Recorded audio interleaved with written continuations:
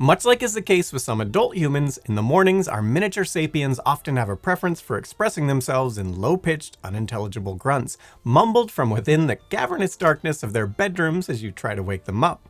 The words might be jumbled, but the meaning is rather clear. It's too early, I want to sleep, leave me alone. And yet the adults in charge within the pack have to drag them out of their beds, stuff their food holes with some semblance of organic nutrition, ensure their body odor is not too pungent so that they aren't the class smelly kid, and then cart them off to school. From there, their days are filled to the brim with mentally and physically demanding activities whose timing and frequency are at odds with the kid's own biology. Not surprised then if they may appear chronically tired, grumpy, and irrational. And yet there is one simple, scientifically proven change that parents, teachers, and society at large could enact to greatly improve their well-being, lower mental health issues, increase their overall physical health metrics, and even help keep more of them alive to reach adulthood: move the time of the start of school slightly later in the morning. Why does this work? What does science specifically say? What are the exact benefits, and what is the optimal school start time according to science? Well, let's dive into it all, shall we? Just before we get back into why school schedulers and policymakers need to do better for our children, as is going to become insanely apparent when we dig into the meat of this video, and as we've partially covered before on our video, an ultra deep dive into how to get the best possible sleep according to science, good quality sleep is one of the most important things you can do for both your short and long-term physical and mental health, along with ducking when one tries to wake up their 3 almost teen daughters. Just me? To help out with the former, enter today's sponsor, Nola Mattress. For those unfamiliar, Nola's award-winning mattresses are known for amazing comfort, pressure relief, cooling, and durability, and they ship right to your door for free. No showroom weirdness, no middlemen to jack up the price, no human interaction, which everybody knows is the worst. Their mattresses are made to order in their factory in Arizona, where they make everything right down to doing their own coiling, foam pouring, and cutting, sewing, you name it, start to finish, all in-house. On top of that, unlike a lot of online mattress brands, Nola's are fiberglass free, and they're also Green Guard Gold and CertaPure US certified, so you can know for sure you're not breathing in a cloud of sketchy chemicals every night. Ordering is easy, shipping is free in the US, and you get a 120-night trial to make sure it's right for you. On top of that, their mattresses also come with a limited lifetime warranty beyond. As a side sleeper with some back issues who works extremely long hours at a desk all day, my Nola Evolution mattress has been something of a game changer for less tossing and turning. It's extremely comfortable and supportive, pressure relieving, and doesn't turn into a furnace at night, all helping me perform better at work and have more energy for raising my Energizer Bunny daughters, one of whom literally does cartwheels nightly when I try to put her to bed. Because, to quote her, she's full of the sillies and can't help it. I love my Nola mattress, and I think you will too, so if you're waking up feeling like you went 10 rounds with your mattress or just want to upgrade your sleep experience, head to nolamattress.com/TIFO and use our code TIFO to get $50 off plus 2 free pillows with select mattresses. And note, this is an additional discount on top of what is being offered on site, so check them out while you can. Good quality sleep is literally key to improving all facets of life, so do go check them out and see if they can't help you wake up feeling more rejuvenated as well. On that note, let's get back to how we've all been screwing our kids over by not setting their school times right. Now, school entry times worldwide can vary a lot depending on the location, type of school, and age group. High schoolers or secondary schoolers tend to get the short end of the stick with earlier entry times compared to our little human parasites. For example, preteens and teens in Germany are expected to start their lessons around 8 a.m., and their friends in the UK and France may hear the bell ringing at 8:30 a.m., while their counterparts in India and China will typically start school as early as 7:30 a.m. In the Western world, the prize for earlier school start may belong to the US, while bell times can vary considerably from state to state and even within a state. As an example, Louisiana school times typically start around 7:40 a.m. for middle schoolers and at 7:30 a.m. for the older students in high school. If you ask any teen and their parents, they will probably tell you this is just too early, and it's not just their opinion. The American Academy of Pediatrics recommends that teenagers not start their school day at a minimum before 8:30 a.m. But according to a report by the Centers for Disease Control, only 17.7% of US high schools comply with this recommendation. Further, a 2017 technical report compiled by the RAND Corporation estimated that early school entry times could severely impact US public health and the economy by more than $80 billion annually. But why are kids traditionally expected to start classes so early? One obvious answer is that most parents need to get to their place of work by 8 or 9 a.m. after dropping their children to school. However, older kids can get to school by themselves, either individually or by using public transport, and as we'll get into, the data is pretty strong that attendance and graduation rates actually increase markedly when shifting to these later times. Going back to buses, about half of all American high schoolers rely on them for getting to school. But local school committees and school districts have to make the most of a small fleet of buses picking up and dropping off students across all grades. The most common solution is to stagger the schedules of these buses, meaning that the same bus may pick up different age groups at different times. If the bus schedules are staggered, the knock-on effect is that the school start times will be staggered too, and traditionally, school authorities prefer to push bell times of high school classes to earlier times, middle school to the middle, and elementary students to the latest start times, even though, ironically, the older the kid, the more they benefit from later start times, meaning the staggered schedule is exactly backwards. The immediate consequence of early start times is that teens do not get enough sleep. At an age in which the human mind and body undergo profound mental, physical, and emotional changes, these fragile vessels of teen angst need to sleep 8 to 10 hours a night in order to function properly. This is the minimum recommended quantity of snooze time required to maintain adequate levels of attention, memory retention, analytical thought, and creativity. And guess what? Teenagers are required to attend a certain establishment called school, in which for several hours a day, they will be subjected to activities requiring optimal attention, memory retention, analytical thought, and creativity. As you might expect from all this, according to the CDC, almost 73% of American high schoolers get insufficient sleep, with an incredibly concerning about 1/5 of the total teen population sleeping no more than 6 hours per night. If we look at the data collected by the National Sleep Foundation, the situation is even more dire, with 87% of high school students and 59% of middle school students being chronically sleep deprived. Sleep deprivation does not only impact school performance, but it can have a negative effect on the mood of an individual, causing irritability, overblown emotional response, and alternating states of defiance and complete apathy. This is true for adults as well as kids, by the way, and if you want an ultra deep dive into how insufficient sleep and poor sleep habits are quite literally killing you both mentally and physically, and how to optimize things for mental and physical health, see our about 1 hour long video, How to Get the Best Sleep According to Science. But in brief here, lack of sleep and such negative mood states can eventually lead to heightened interpersonal conflict, as well as mental health issues such as anxiety, depression, even self-harm or unaliving thoughts, and sadly, sometimes actions, with these things seemingly magnified in our already moody teenagers. Moreover, sleep deprivation can hamper the healthy development of the teen's frontal lobe, which plays a key role in controlling impulsive behaviors, something teens are already stereotypically poor at. Hence, kids who don't clock those 8 to 10 hours in bed are more likely to engage in, well, typical teenage rebellious behavior, taking unnecessary risks while driving, using drugs or alcohol, violence, and issues with focus. Insufficient sleep can also have a direct impact on the physical health of adolescents, as it can put them at a higher risk of contracting type 2 diabetes, long-term cardiovascular problems, or developing obesity, and the massive number of health issues that come with that. Now, you might at this point be thinking the solution is simple and does not require moving morning school times later. Teens should just be sent to bed earlier. Parents are welcome to try, but their efforts will likely crash against two very solid barriers. First, the lesser. As teenagers discover themselves and their place in life, they will likely prefer to make the most of their free time in the evenings to engage with their peers, remotely or in person, as well as often ultimately get jobs working in the evenings.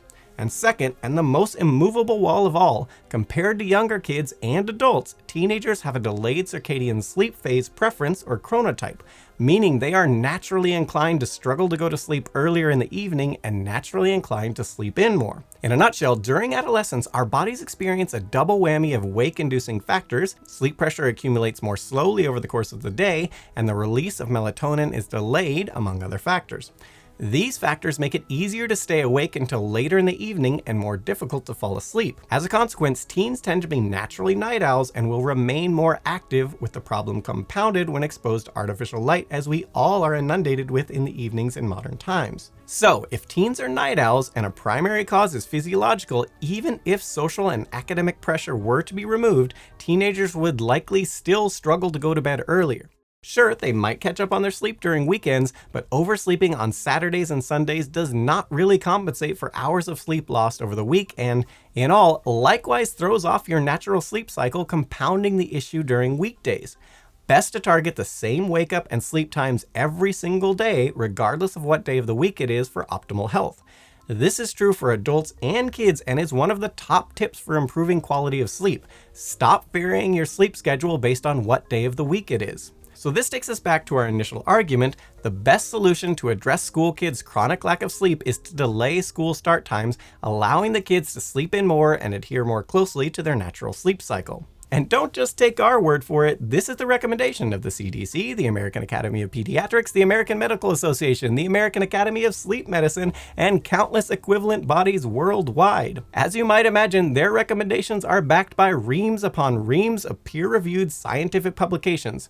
Researchers in pediatrics, statistics, psychiatry, neurology, etc. have all produced a vast catalog of studies and publications over the past few decades, confirming what any adolescent would, and probably is, instinctively telling you, or rather yelling at you from behind a firmly shut door, "Let me sleep." The conclusions of such research is that delayed school times have a significant impact on the quantity and quality of sleep, which in turn leads to improvements in attention levels, attendance rates, academic performance, as well as mental and physical health. Now, at this point, you might be thinking, if we delay school times, while kids and maybe even parents can sleep in more, what will likely happen is just that everyone stays up later, with teens wreaking havoc in town or simply doing what nobody wants to know in their bedrooms instead of sleeping. Well, enter the University of Minnesota and Harvard Medical School surveying 455 students across 5 high schools in Minneapolis, 2 of which delayed their start times by 50 to 65 minutes.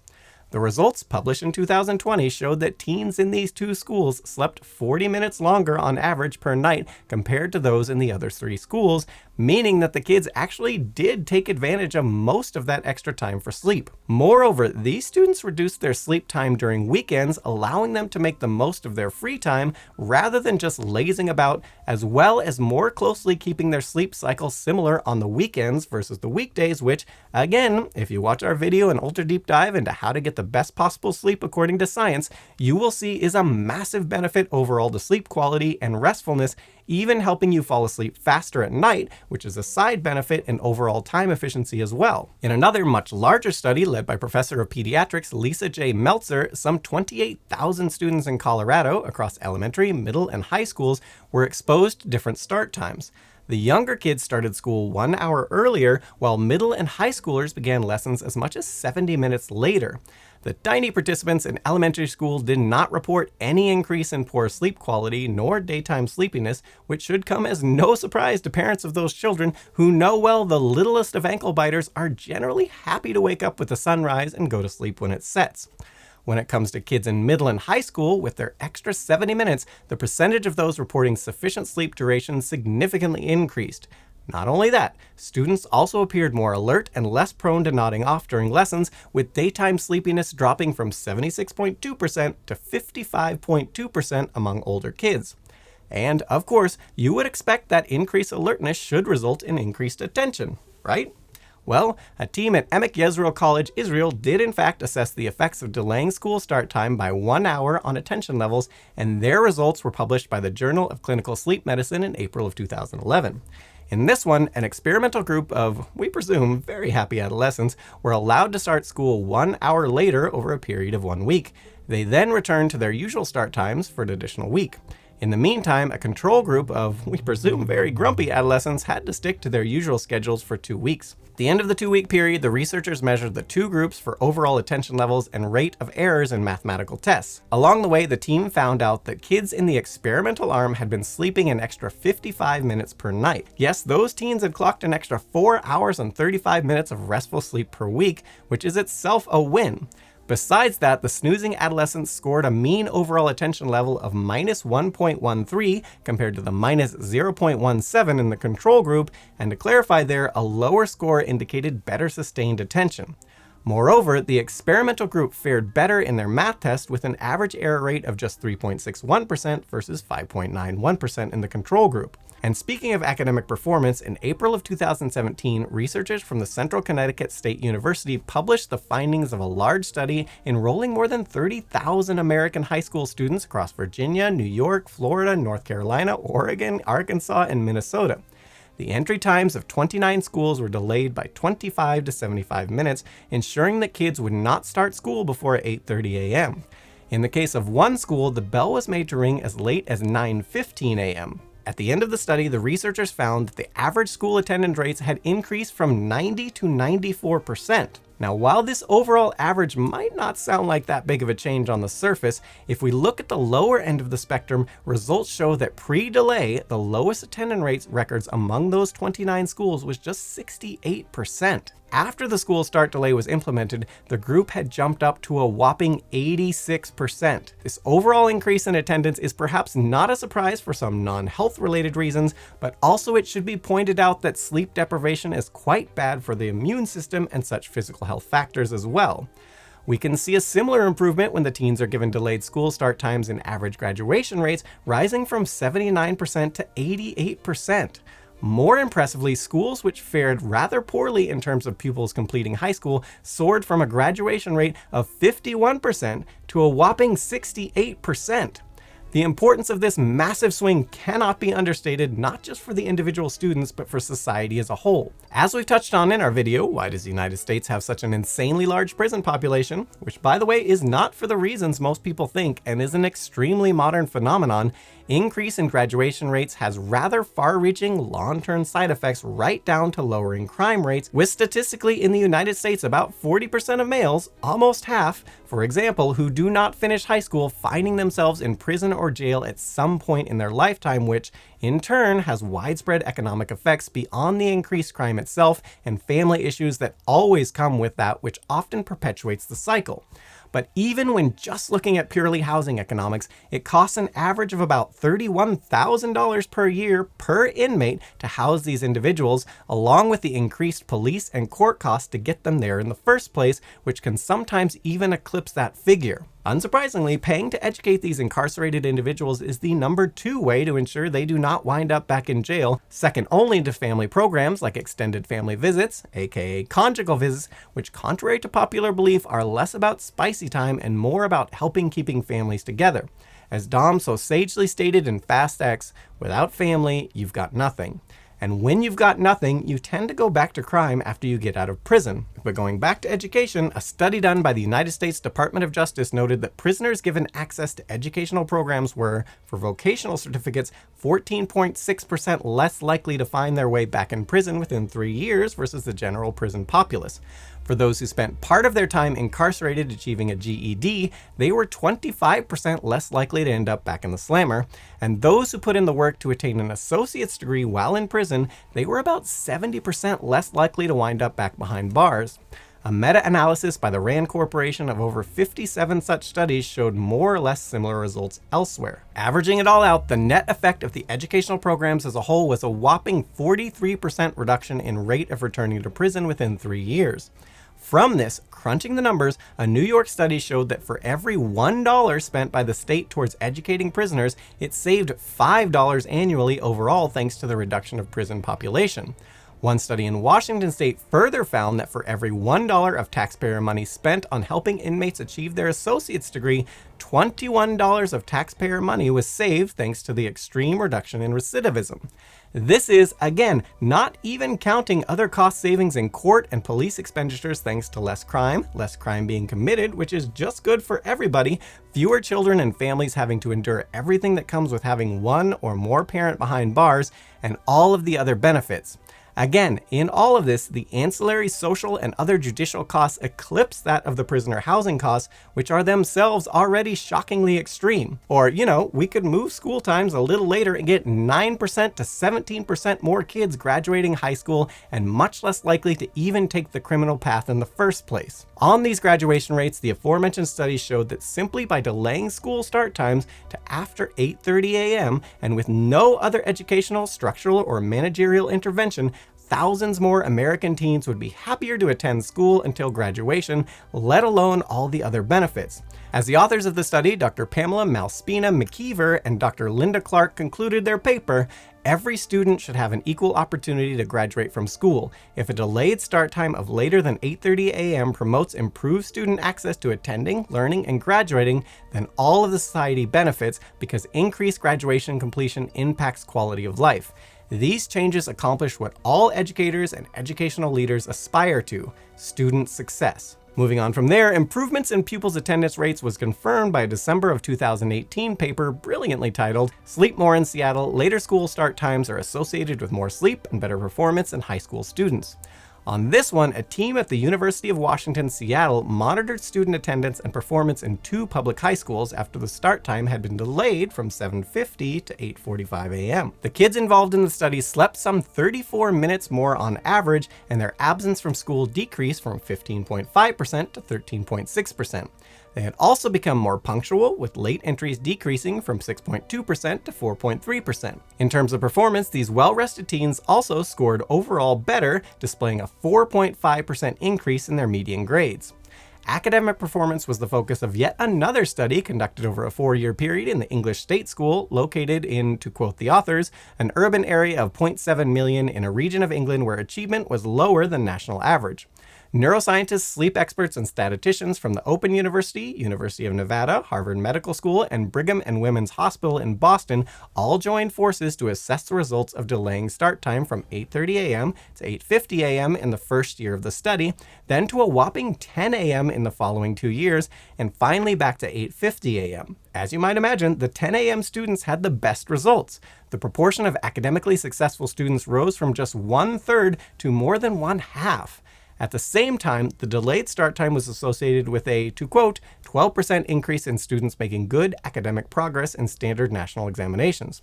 And not only were these teens faring better at school, but they also were healthier as well. After 2 years from the start of the study, student illness rates declined by over an astounding 50%.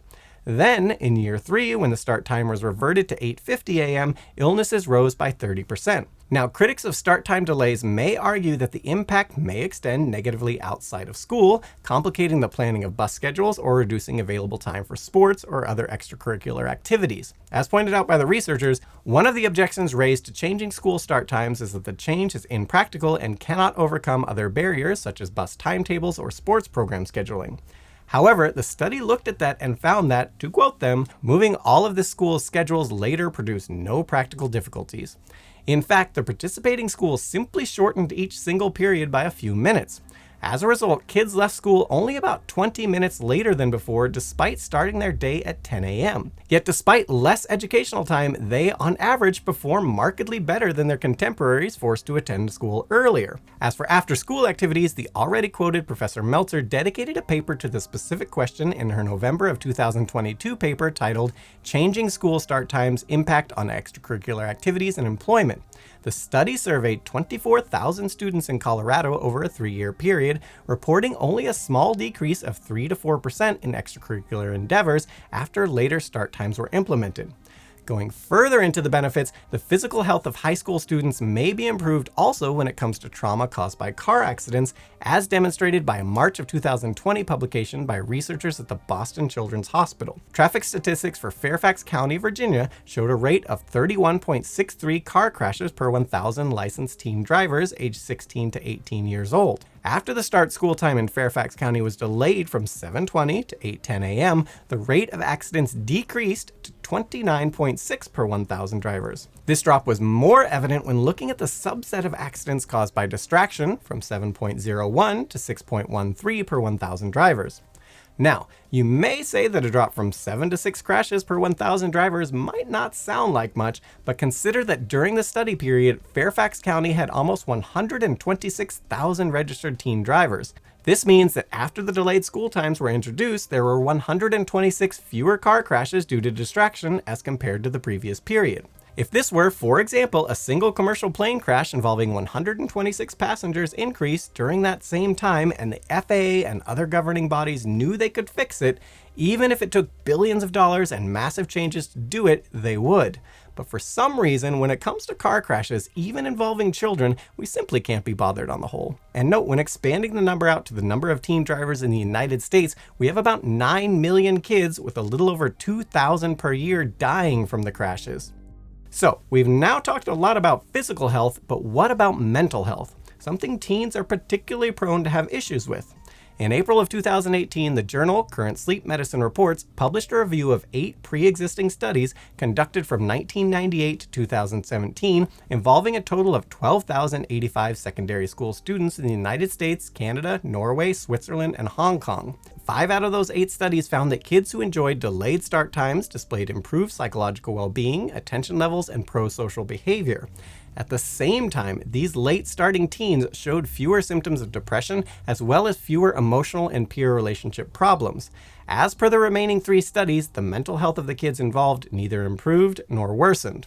So overall, the delaying of start times seemed to have a net positive effect on the 12,000 surveyed adolescents, leading to the paper's authors concluding, given the strong evidence linking short sleep duration with mental and behavioral health problems, delaying start times could be an effective population-level strategy to reduce mental health problems in adolescents. This should come as no surprise to anyone who's looked at studies on any age group when it comes to sleep. Get adequate sleep and mental health tends to improve markedly, as does, again, physical health. Okay, so time for a quick recap here before we move on. In case it was not obvious, by delaying start times for secondary schools, our teenagers will be more rested, fitter, happier, less prone to mental health ailments, less likely to get in car crashes, better able to focus, better at decision making, less irritable, better attendance records, better grades, better chances to graduate. The list goes on and on and on. But sure, let's keep making them go to school early because it's what we've always done. Now at this point, you might be wondering what the optimal delayed start time is according to the present state of research. Well, this is not actually clear other than pretty much any delay, even a tiny one, seems to have benefit. For example, a 2014 study involving almost 30,000 Canadian students showed the effects of incremental delays in school start time. By postponing the ring of the bell by just 10 minutes, kids enjoyed on average 3 minutes of extra sleep, which translated into 2% less probability of feeling tired at school. In 2015, almost 1,200 students in Fairfax County, Virginia were tested after enjoying a 50-minute school start delay. They slept an hour longer on average and experienced up to an 8.5% decrease in daytime sleepiness. In June of 2022, a team led by Tiffany Yip at the Department of Psychology, Fordham University, New York, published a meta-analysis collecting evidence from 28 studies, which compiled data from a reassuringly big sample of almost 1.8 million participants. The results showed that later school start times were associated with a number of benefits as already outlined, but also, to quote them, specifically, new school start times between 8:30 and 8:59 a.m. were associated with better outcomes than 8 to 8:29 start times. And of course, we have the aforementioned study that even as late as 10 a.m. start times seem to have marked improvements over these earlier delayed start times in those 8:30 to 9 a.m. ranges. So seemingly, studies to date have not really found the sweet spot other than to say later is better, even at least up to 10 a.m., if not longer. Which again brings us around to the practical side of things when talking that much of a delay. As mentioned earlier, one of the reasons behind current early start times is availability of public transport in the form of school buses. But a team at the Operations Research Center at MIT proved that this problem is not insurmountable. In 2017, the researchers helped the city of Boston by implementing an, to quote, optimization model for the school time selection problem, which relies on a school bus routing algorithm that we call bioobjective routing decomposition, or BIRD. In the end, the Boston School Committee had lost 50 buses in their school transport fleet the previous year, but thanks to BIRD, they were able to efficiently route and allocate the remaining vehicles, maintaining pre-existing quality levels. The newly optimized bus routes and schedules also encouraged the committee to approve a school start time delay, or a reform which reduced the percentage of teens entering class before 8 a.m. from 74% to 6%. And the cherry on top was that increased efficiency led to $5 million in yearly savings, which the committee reinvested in the refurbishment and optimization of classrooms. In the end, we could go on and on and on quoting further pieces of research, and believe us, there is a ton of it. We barely scratched the surface in this video and even mostly avoided the topic of teen unaliving rates because talking about such in depth on YouTube is a great way to get a video age restricted, and we'd particularly like this one not to be. But suffice it to say, those rates are decreased a ton too with the late school start times.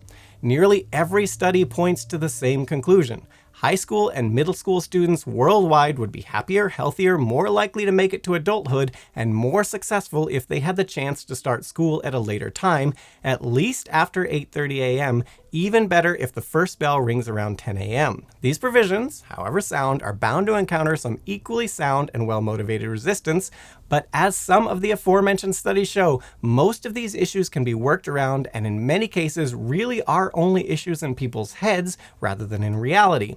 And even for some real-world issues that cannot be resolved, the benefits being so incredibly widespread and fundamental to mental and physical health sure make for a tough argument against the change even so. There is no such thing as a perfect system. There will always be problems, but we aren't going for perfect here, just better, and later school start times are clearly vastly better. So, as every politician loves to say, but this time it's actually true, let's make it happen for the children.